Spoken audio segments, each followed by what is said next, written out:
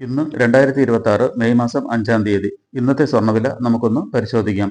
ഇന്ന് ഗ്രാമിന് 40 രൂപയും പവന് 320 രൂപയുടെയും കുറവാണ് രേഖപ്പെടുത്തിയിട്ടുള്ളത്. 1 ഗ്രാം 22 കാരറ്റ് സ്വർണത്തിന് 13,675 രൂപയും പവന് 1,09,400 രൂപയുമാണ് വില. 1 ഗ്രാം 24 കാരറ്റ് സ്വർണത്തിന് 14,918 രൂപയും പവന് 1,19,344 രൂപയുമാണ് വില.